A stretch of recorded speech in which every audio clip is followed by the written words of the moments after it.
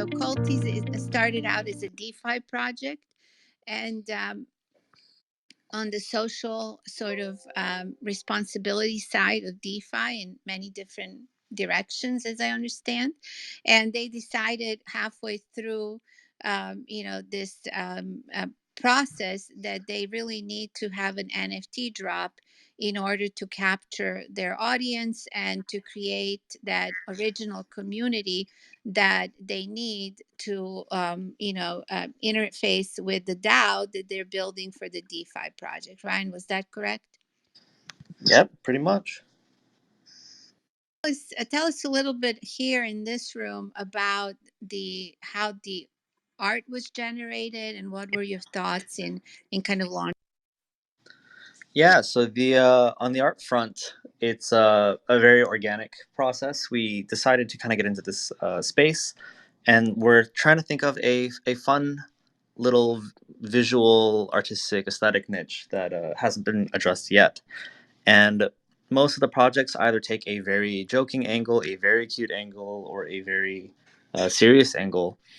And we thought it'd be fun to combine a couple of those. Hence the cuties in a cult concept, where the art is very cute. The characters are very friendly looking, except for maybe some of the weapons they're carrying or the bloodstains on their cloaks. So it's a very fun concept that we're playing with, and everything is randomly generated using a generation tool that we built in house. And every cultise will be one of one, very distinct. There will be no repeats of any kind of particular combination. And there are a lot of very cool attributes that we've yet to reveal that people will be able to see very soon. And Jonathan, you want to introduce yourself really quickly, one of the other co-founding team members? Sure. So, yes, my name's Jonathan. I helped build both the generative art tool that we're using to generate most of the assets in the Cultise collection, and spun up the smart contract so that the sale goes through without a hitch. We have other technical folk on our team. They're not part of the call right now, I don't think, but they've helped to build out the discords. They've helped build out the bots and the front end, as well as some of the back end pieces that we use to ensure that everybody gets a fair distribution. Awesome.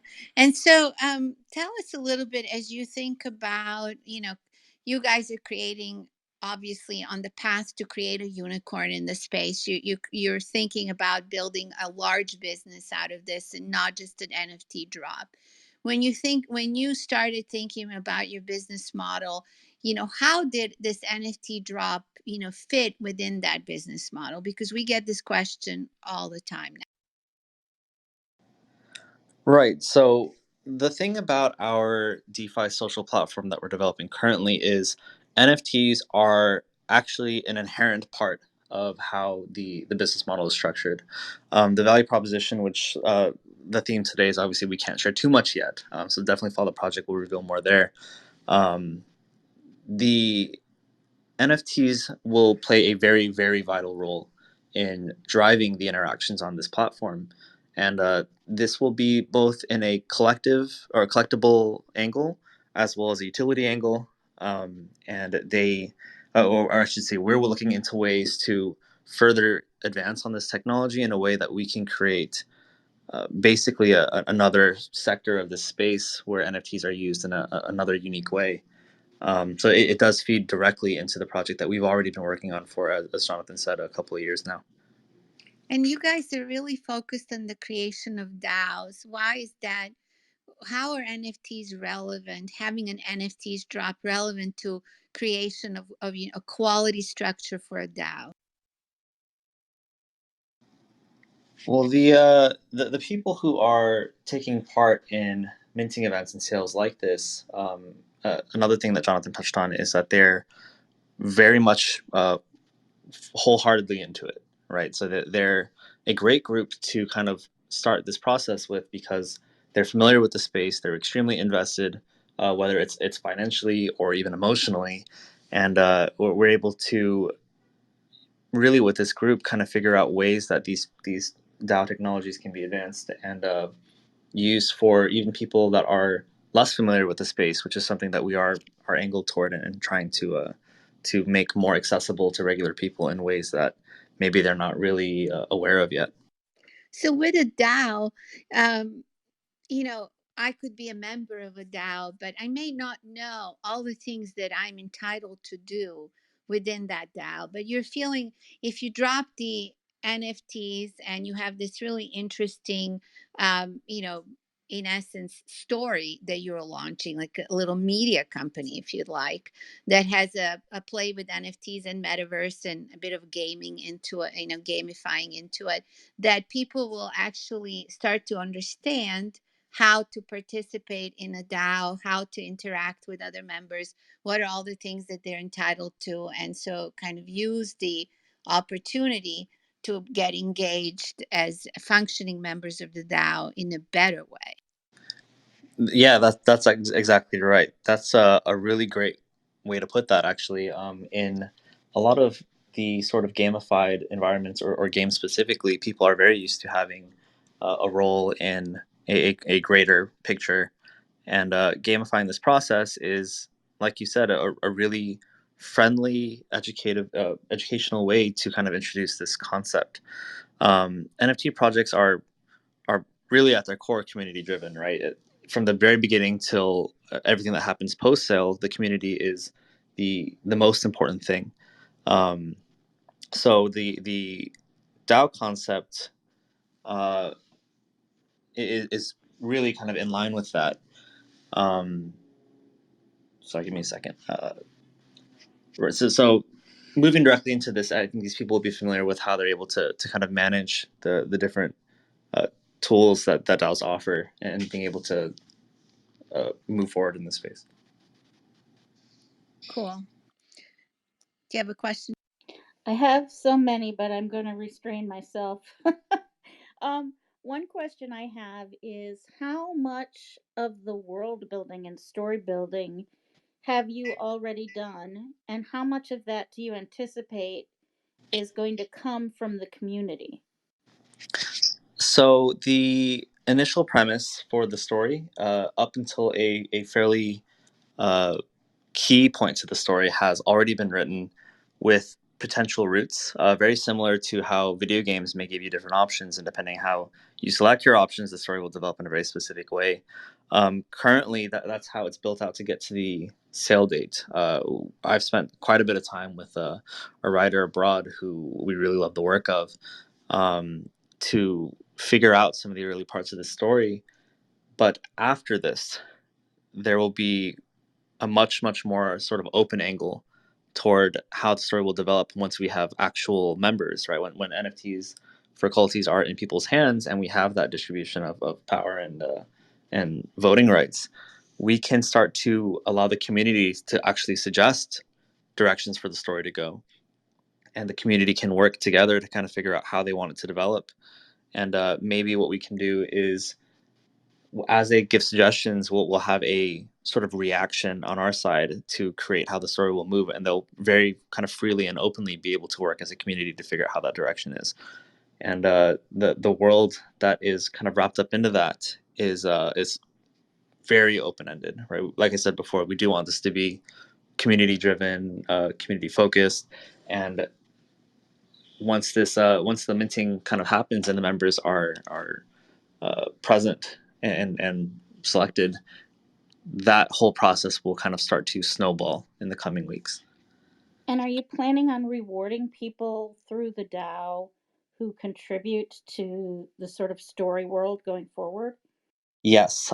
So we're looking into exactly the best way to structure this, but we have discussed at length ways that we're able to do this. And really, like I said before, in games, there sort of is a right answer and a wrong answer, not perfectly right or perfectly wrong, but biased toward a side of either of those choosings.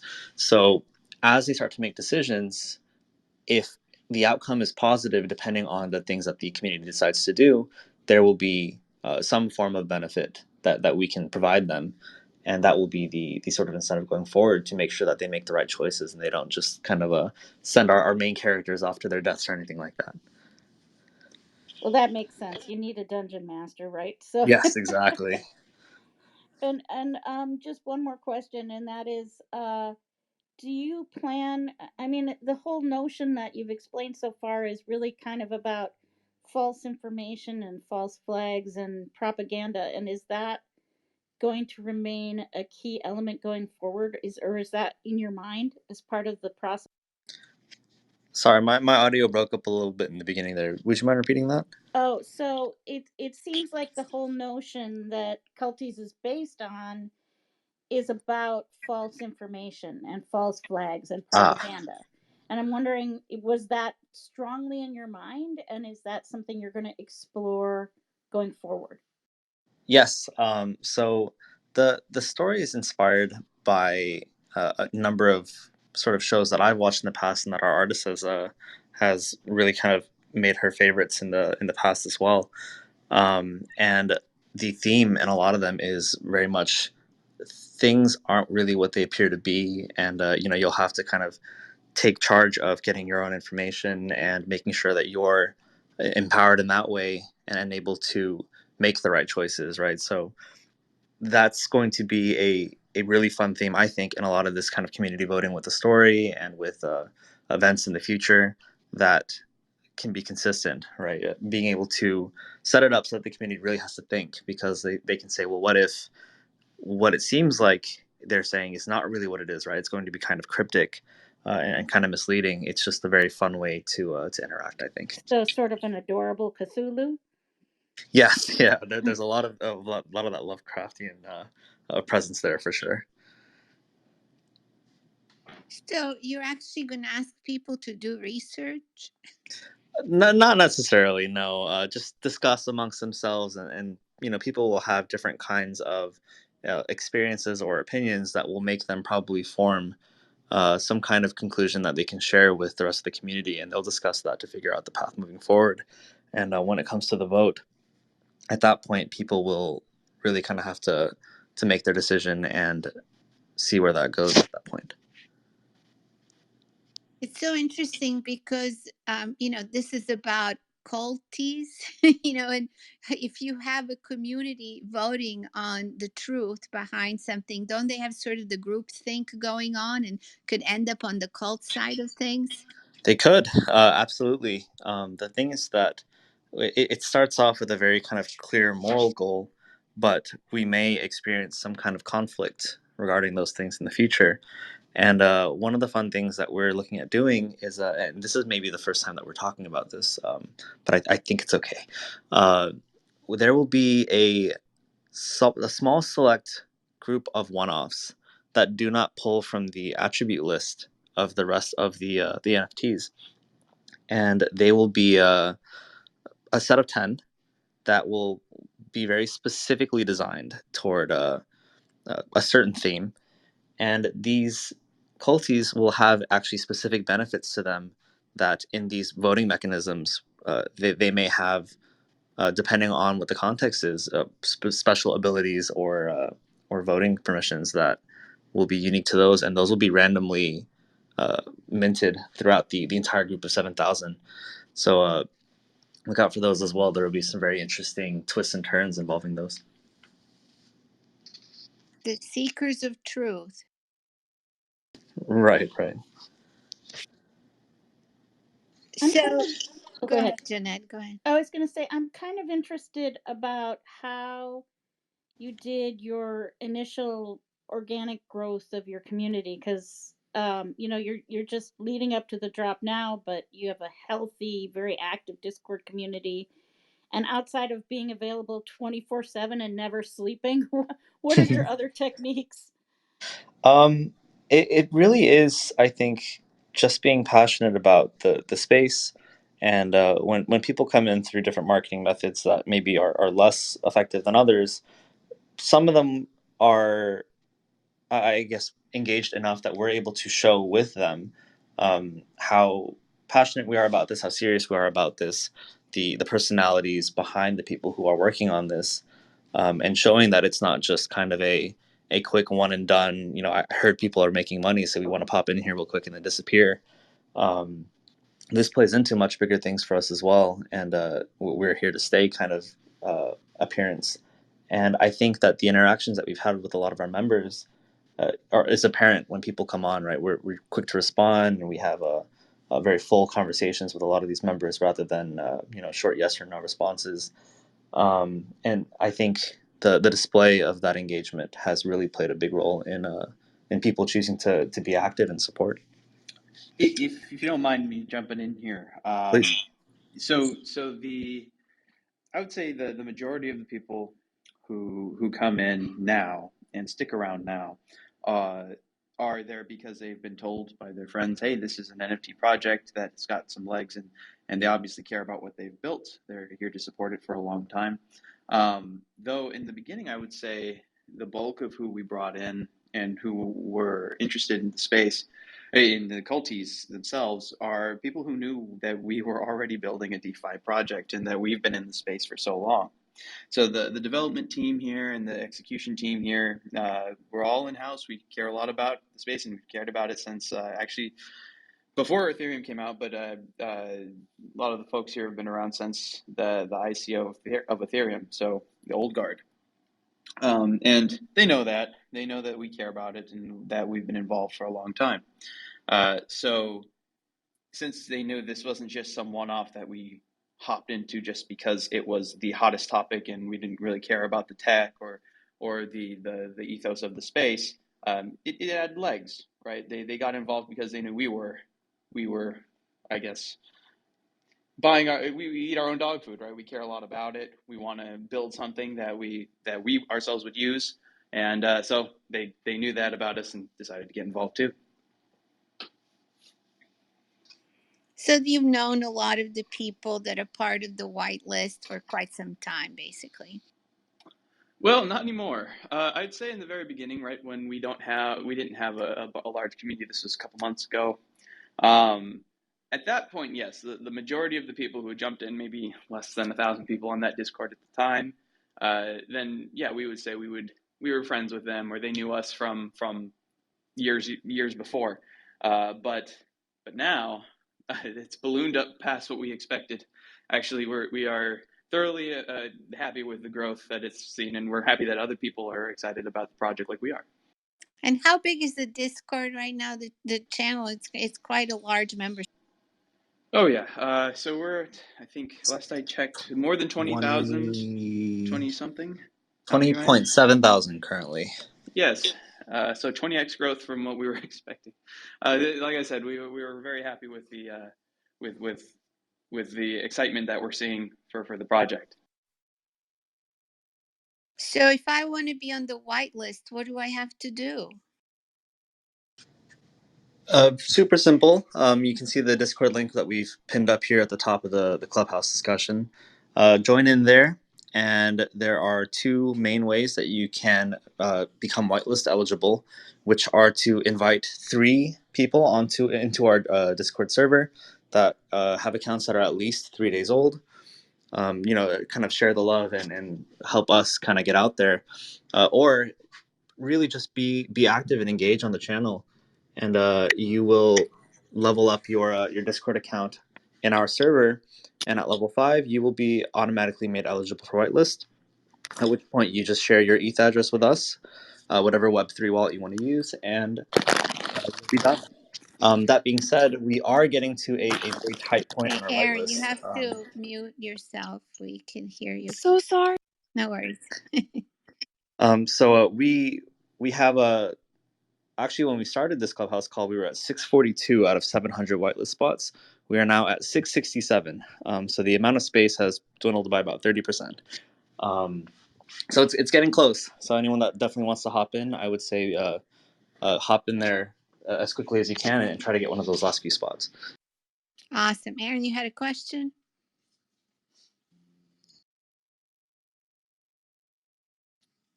You can unmute now. Sorry, it did not unmute. Wow, I'm used to Twitter Spaces now. I'm so sorry. So I hopped in late, so I'm wondering. I'm looking in your bios, but I'm not seeing websites or anything like that. Should I just go to your Twitter pages, or what's the best way to? The Discord pinned here in this conversation is probably the best way right now. And Jeanette, you want to reframe the room and just introduce them again? Hi, everybody. We are here with the Culties, and they have a new NFT drop coming up that is super interesting. And during the course of this discussion, I've already signed up on the Discord server and hooked up my wallet and ready to go. So I can tell you that I am one of those spaces that is quickly dwindling. So you want to definitely sign up with that. We are here as part of Infiom, and we have several clubhouses and different activities through the week, which you can learn more about at infiom.com. Also, we should probably have Frank introduce himself too. Hi, Frank. Hey, I'm Frank. I'm a crypto, NFT, DeFi, metaverse geek. Um, I'm focused on creativity and innovation in the space, really, and hopefully give some of my background into what I'm doing, and hopefully it can help others. And Frank and I met when he purchased a bunch of land in Superworld and had some really great ideas as to how to, work with that land. And then he ended up purchasing, actually staking a bunch of his tokens in DeFi. So he's, I think, well versed where Culties is going. As a sort of a collector participator in this market, in these marketplaces. Culties is an NFT project that started out as a DeFi project, and the DeFi platform will actually also provide variety of opportunities for the NFT holders to participate in, some interesting programs that the DeFi platform will have, as well as in the management of the whole DAO. And so maybe Ryan, you can just talk a little bit about that so that people who joined us late can get an idea of what I'm talking. Right. So, like Mariana said, we are first and foremost a blockchain, or more specifically DeFi development company working on our own proprietary DeFi social platform. And this is coming up very, very soon. We're buttoning up all the last little bits for our first beta for people to come test and try out. Especially the Culties owners will be amongst the first wave of people to really find out what that's about. But the space that we're creating there is definitely new, first of its kind. The value proposition isn't something that maybe is unheard of, but it will be done in a way that definitely has not kind of shown up in any of the spaces currently.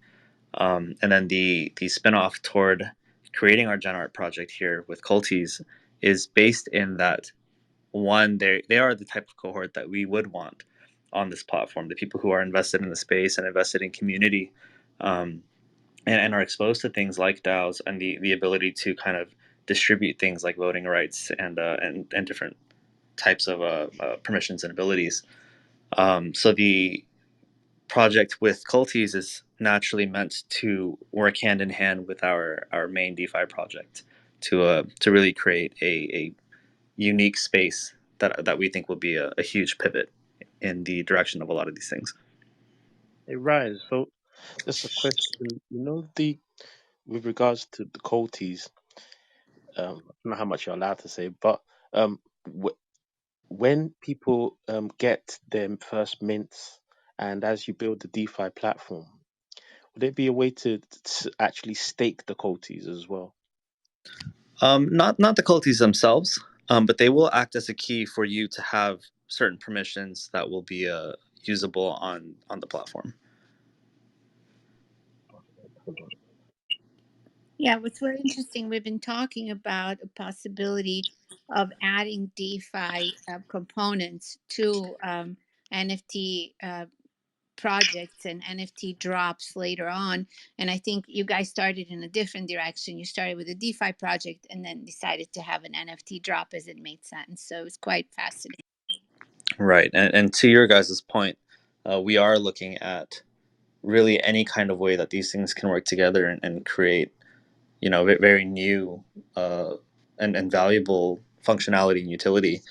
So that's nothing that we've talked about or has been brought up is anywhere entirely out of the picture. Mostly, it's just that we are very diligent in making sure that before we kind of publicize or I guess start to operate on certain things, we do as much research as we can, as much testing as we can. So that really is the phase that we're in with a lot of those things currently. So This if is you, go ahead, sorry. Mariana. I would just last question. If you own one of the NFTs, you may be able to be sort of in the beta testing on some of the options for the DeFi platform. That's fascinating. Yes, so you'll be guaranteed access as an owner, whether you have 1 or 100. So the people who take part in Culties will be extremely valuable members of that platform as well, and we're really excited for those people to kind of get in there and work with us to figure out what that will kind of evolve into in its next form. So this question might be more for Jonathan. I'm not sure, but you guys have both mentioned that you have done substantial testing, which, yay, you definitely should do a lot of testing. But I'm curious, have you created your own test harness or are you using a different kind of testing mechanism? And also, if you're going to be setting up bug bounties. So we actually, there's a couple parts to this, right? Just like since we're not using some copy and pasted smart contract that jumps through the hoops of, using something like the Apes Yacht Club, the Bored Apes Yacht Club has a template that essentially you can copy and paste, and the vast majority of the minting smart contracts out there are copies and pastes. Lego of contracts. that. Lego contracts. Yeah, exactly. You take out one piece that says, the name is this, and plop in whatever your name is. You add some numbers to say how many you want, and that's the end of it. Since we were already building things on Ethereum, this kind of came naturally. We wanted to make it ourselves, so we went and got it audited as well from third party. We did our own internal testing with our own audit team. So we had the entire thing is buttoned up and ready to go. And is organic, and something we actually had a lot of fun with. It's fairly simple, right? Sales contracts and generators, they're fairly simple, but you can get creative with, like, for example, your uniqueness guarantee, right? We have actually a special uniqueness guarantee that I don't think anyone else has done, where we're able to generate something kind of like DNA for each NFT that can guarantee its uniqueness across the board, amongst all the other culties. So the testing that we do is both internal with our own audits and external so that we don't miss anything.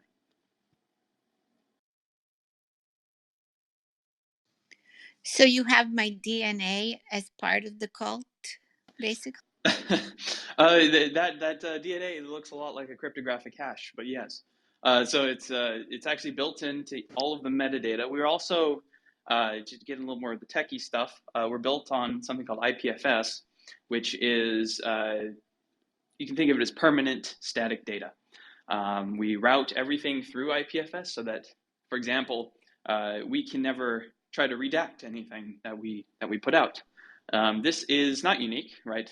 This is not common, but also, I guess, kind of industry standard now for the NFT space is to store both the assets and the attributes of each individual item on mostly IPFS. So there's a couple of other persistent data providers that exist out there. We're using IPFS.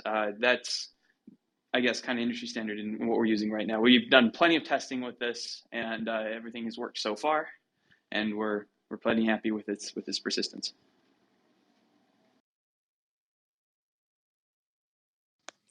Awesome. The other presenter we had today, I just want to mention it briefly. He wasn't able to join us in here in the clubhouse. He was talking about text to graphics conversion using AI, and their first collection called Eponym was actually created using AI text to images conversion mechanism, and owners of this particular collection can soon actually create an Epo Hero um, uh, mint, which will be released at the end of the month. So in terms of the AI generated NFTs. I think this was very breakthrough, and I hope we can have them present maybe next week or the week after in one of our Clubhouse discussions. But basically, they created a way of converting text using three different AIs: AI critic, AI artist, and then sort of AI, kind of observer, if you'd like, who looks at the text and picture and makes sure that it's generating an actual look-alike in the real world. And the AI critic is criticizing the art, and the AI artist is creating the art, and the critic is trying to get the AI created, the artist portion of AI to create something that's, that humans would generate. So they've created some really kind of wonderful, high level art pieces in their first collection, in their second collection, and they're going to sort of allow you to have your own artistically created avatar with this third collection. So between those two, the Epo Hero and what you guys are doing, with my DNA, I suspect my DNA is going to be applicable to my financial transaction, and my lookalike Epo Hero is going to be also applicable to my financial transactions and all of my other transactions in metaverse. Is this all about, your unique identity in the world, or is it something else? Oh, that's a loaded question. The identity portion built on top of blockchain rails, or something that's going to end up looking like blockchain. That's There are so many facets to it and difficulty in trying to pin down what identity actually is, that I mean, these could very well be attached to your identity, but I don't think that these will. They'll be building blocks that kind of sit next to your identity, right? That you can provably show you're connected to. But identity in and of itself is so inherent to the human that it's a philosophical hurdle that we just haven't really tackled well with blockchain or any of the internet technologies out there. So I mean, yes, I think these can be used very well in things like DAOs to prove I am who I say I am. But they themselves aren't your identity, so to speak. Like I said, loaded question. We really are excited for that as it evolves too, because we think it's crackable. Somebody can get this. They can do well with it. And there probably is, or there are tons of applications of that technology when it does exist. But today, these are kind of like, unfortunately, these are sort of the cart before the horse, right? When you try to think of them as identity, they're just a little bit too early. But as a way of kind of as a key into like a DAO, or like you said, financial transactions, they work very well there for now. Because without it, it's very hard to even have sort of the community oversight of, bad actors, right? At the moment, every project I'm seeing on the Clubhouse is actually trying to stay away from the identity. Like anonymity is like ruling the NT and metaverse, and NT, NFTs and the metaverses, right? But really, at the end of the day, for this whole world to function, that some form of identity has to be connected to your, engaging in a DAO effectively. Yeah, Mariana, the correct term in this particular context when you talk about digital technology is persona. And so you get a lot of lessons if you learn, if you look at the history of how these technologies developed, if you think of things like Silk Road. So people obviously didn't reveal their actually government issued credentials and their fiat identities, we call it sometimes. But they had an online persona that developed a certain reputation score, and that's why people sent Bitcoin to their addresses in the expectation they would get the wares that these people were advertising on these quote-unquote dark markets. And so that's a very important concept. This is actually, like Jonathan said, this is the most important concepts to pay attention to. And we see a lot of projects that basically what we call invalidate the herd immunity of the application by actually either creating immutable records out of personal identifiable data and or attaching it in a way to the application that either allows that particular individual to be doxxed, so to be identified in IRL, in real life, and or they are violating certain laws. And as you know, I speak about this frequently, and that's why most of the applications that are being pushed out right now, they won't be long-term viable, because we, on our end, will specifically invest in technologies that will invalidate these applications and go after these violators, because obviously that's not what we want. We want to have ownership of digital goods and ownership of everything that makes up you being returned to you, and actually fix this digital landfill that we call the World Wide Web today. And that's at the core of that. And that's at the core of having a DAO that's operating a non-custodial wallet that allows you to extend ownership and control over these bytes, whatever these bytes represent. And I've heard you so many times speak about it, Christian, but until I saw the Cultist project, I didn't quite understand all the layers that it takes to kind of build this correctly.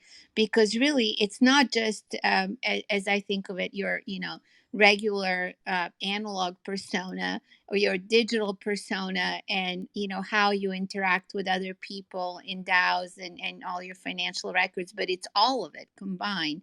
And that's where it gets complicated. Yes, and that's ultimately where all the value will be, and this kind of on and off ramping of real economic activity, and assigning this to the individual who actually should have control, ownership, and possession, which all are different legal concepts. And that's unfortunately little understood by most developers, right? So that's why we pay a lot of detailed attention to that, and that's why this is coming at this particular point in time and not before that, because as you know, we looked at all non-custodial wallets, and Jonathan, who was speaking earlier, he built some of the first NFTs here 4 years ago in our local meetups, right? So actually we were playing with NFTs before we were playing with DeFi solutions, and now it's kind of coming full circle.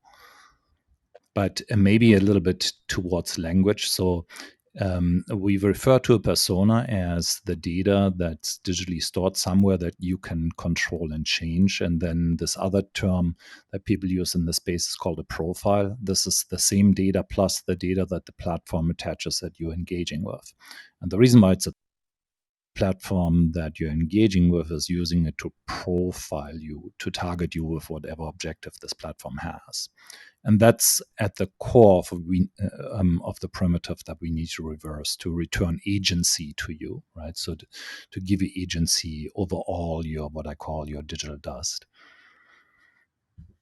So even on the blockchain, we're working with these platforms that are decentralizing all of that, the processes, but they're still doing the profiling of the users in essence, and therefore doing the Web 2.0 kind of stuff.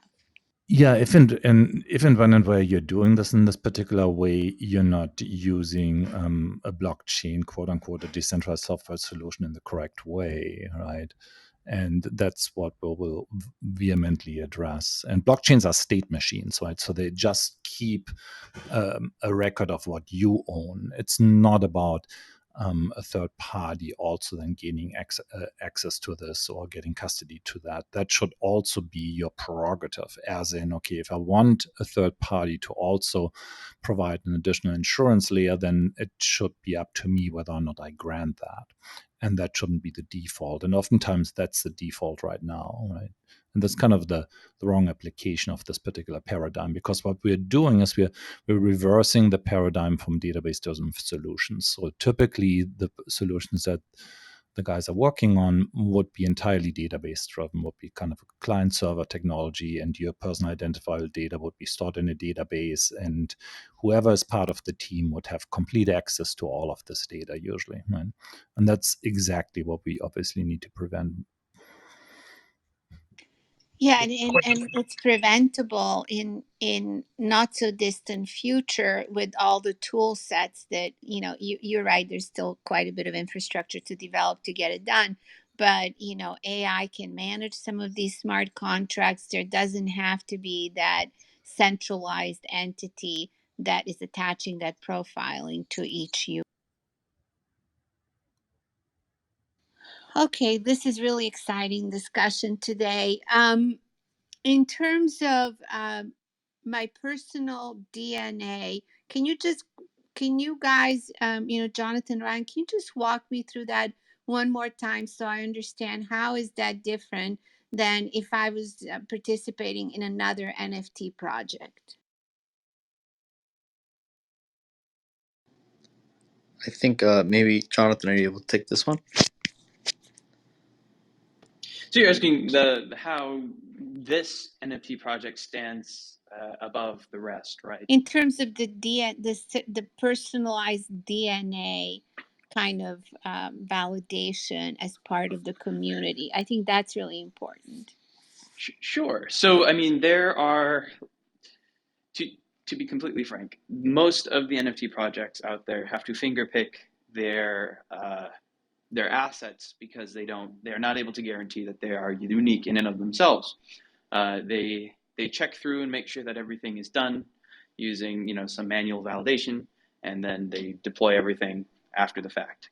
So what we do is, in order to even generate the asset to begin with, we have to check our systems check that the DNA is unique. And while this is, at the end of the day, the results are the same, this guarantee is for the tech nerds and the crypto folk, right, who care about these guarantees, these cryptographic hashes. This comes in handy. You'll be able to see it from the metadata at the beginning and all the way to the end, to be able to follow the bouncing data until you're able to guarantee that the thing you got in your first reveal is unique, and the one that you bought, the one that you yourself received. You can follow that data. Like I said, the way that it's done is a little bit hefty, but it does work, and you can actually follow it using the IPFS data that I mentioned earlier.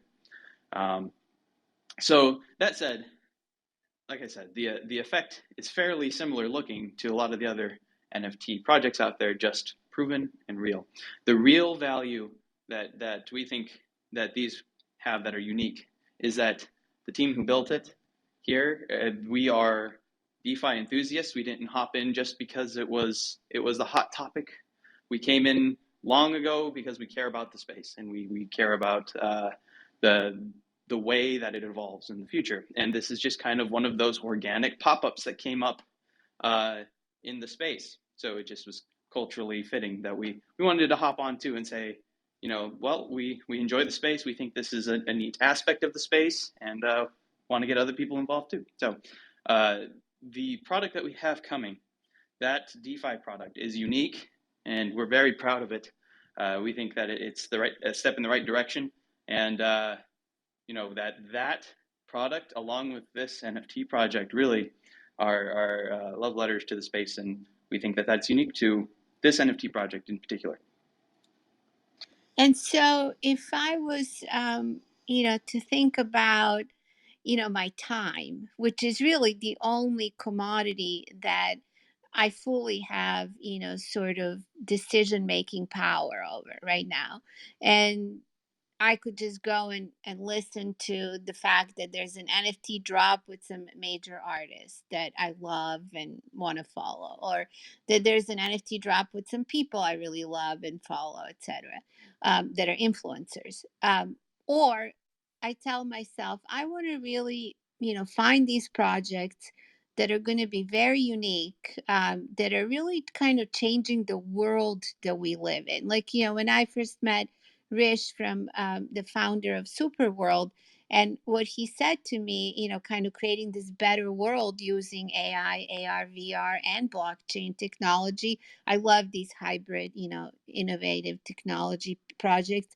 I totally saw his vision like right away. It was very clear. And I see your vision right away because you are basically engaging NFTs and gaming technology, but you're also working on the DeFi solutions, and you have deep knowledge of the blockchain and crypto space as you're doing all this. And underlying all that, you have a desire to, create a social good out of this. You didn't talk about it very much, but that's kind of very much attached to this project. How do you as a consumer, evaluate these things? How do you as a consumer in the clubhouse, this is your first exposure to maybe NFT drops. How do you say to yourself, I'm going to follow these people and I'm going to make sure I mint this drop versus that one? What are some of the ways you would evaluate that? That would maybe help our audience. Well, to be frank, I think it's the way that you got involved in the team was involved in the first place. It's fairly obvious to see when a group of people come together and hire a bunch of Fiverr folk to throw together some assets and just try to make a quick cash grab and then disappear. You throw a smoke bomb and disappear after it's launched. Those, right? I think those are the vast majority of the projects that are out there right now. But once in a while, you'll see people who were doing something in the space anyway.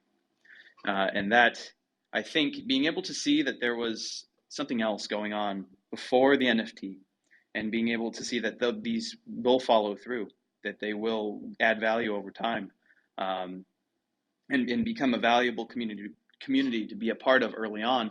That's how you should, I guess, direct your attention towards new projects in general, not just in the NFT space, but it becomes more transparent in the NFT space. So you have to really pay attention to the management team and pay attention to create unicorns with NFTs. This is the name of our salon. Absolutely. So this maybe this answer is kind of, I actually did some VC work for years with Christian and Carl, and still do. And that's the right answer. Typically speaking, the numbers, right, they'll only get you so far because there's so many of them and they're misleading and everybody wants to try to pump their numbers to make them look a certain way. The real core value early on, especially pre-launch of a product that we've seen, is the integrity of the team and their abilities to work together and their visions. As well as the product statement, of course, those numbers are extremely important. You can also find, if somebody's looking for a problem that, maybe doesn't exist or create the problem that they try to solve right afterwards. But yeah, the team and their dedication to a space or their know-how, how a space works, is a very good indicator of the future progress and the future success of whatever they're building. And I agree with you 100%. I would venture to go even a little bit further, saying, okay, if you walk into an NFT project and they're doing a drop and there's really no there behind that drop, it's just a drop and, it's great art. That's not enough in almost the February of 2022 to spend your time on it, because at some point you're hoping that group of people that's dropping these NFTs will create some value in that community that would transfer to the value of your minting and spending money on this and spending time on this particular NFT. So I know that there are many drops that happen in the ClubHouse, and there's some happening every day that are basically just that. It's beautiful artwork, or maybe not that beautiful artwork, but there's a 10,000 or X many thousand pieces collection, and if you own one, the value of that one may just go up 100 times, is the promise of it all. But then there's really no business model behind it. So I feel that the ones that you want to spend your time on, because you have a limited amount of time in a day, are the ones that actually have a larger business model that solves a larger problem in the world. So that's my view of it. I completely agree. A great parallel to this, if you guys are familiar, are the Unisox Project. It's really the Uniswap guys. They built out some NFTs years ago, before that they were funded, before they had launched their product. And really the only way you would know that a Unisoc would be worth, I think it's north of $70,000 today, or even give it a guess, right, is that you saw the merit of the team and the product they were building. And that they were dedicated to the space before they started to make NFTs. This was just essentially a way of getting involved for the community to get involved, really. That same ethos should carry over across anything you evaluate in this space, I think, is see how the team is operating, see if they have vision, and like you said, hop in when you see that, instead of just a drop, right? Just seeing something because it exists to exist, or to make a quick turnaround for the creators, that only gets so far versus trying to build something or just liking the space in general. I think too, something that Carlos talks a lot about when he is with us is if you're going to invest in an NFT, it really needs to spark joy, right? Because at the end of the day, I'm not sure that I'm going to invest the energy to go see, how my stocks are doing today.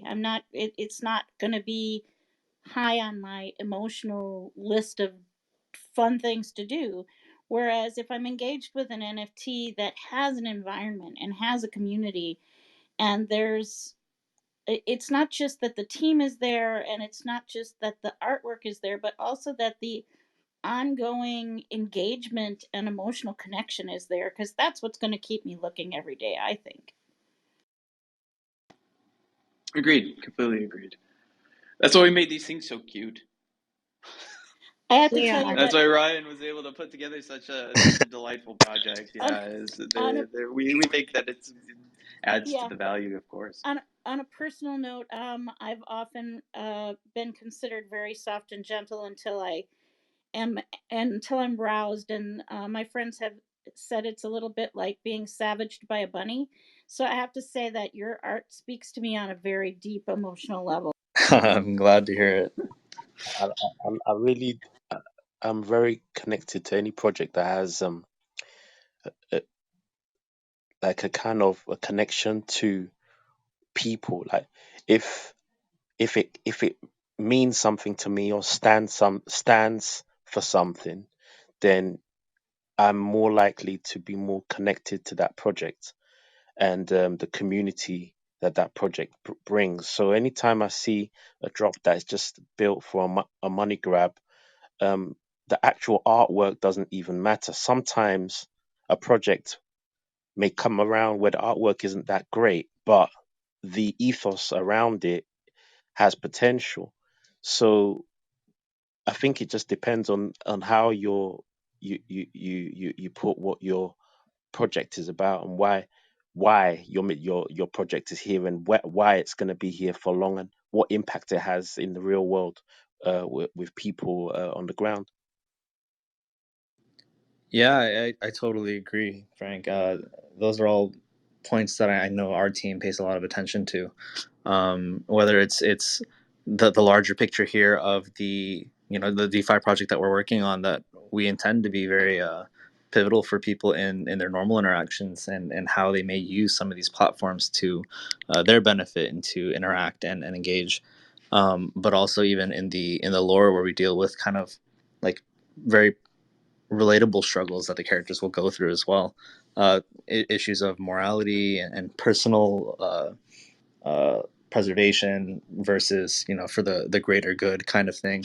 Um, things that I think a lot of us will relate to and kind of think a little more deeply on as those community decisions come up, and you'll be able to kind of band together as a group, and be able to do some of those things that I think will feel rather personal, even if it's kind of packaged up in a more phantasmal or fantastic way, and a more fantasy kind of way.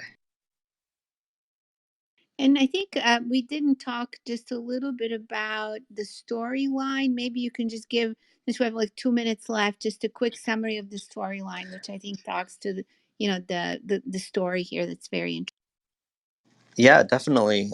So I'll present it in kind of just a simple way, so that way you guys can enjoy the more fun write up of it on Discord or through our Twitter.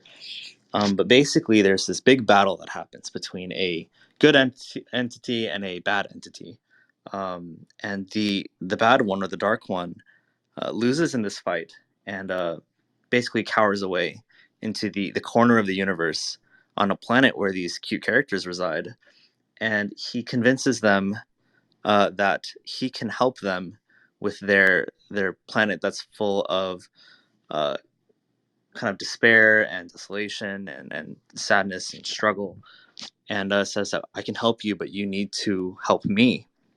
Right? Very quid pro quo kind of mentality, and he will need things like sacrifice from them and such, but has convinced them that he's the good guy.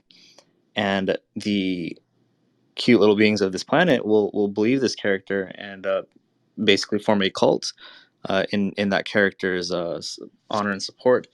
And they're going to go through a series of trials and struggles involving this character where they're going to have to make choices. And a lot of this stuff will develop on Discord, but they'll also develop in the metaverse platforms.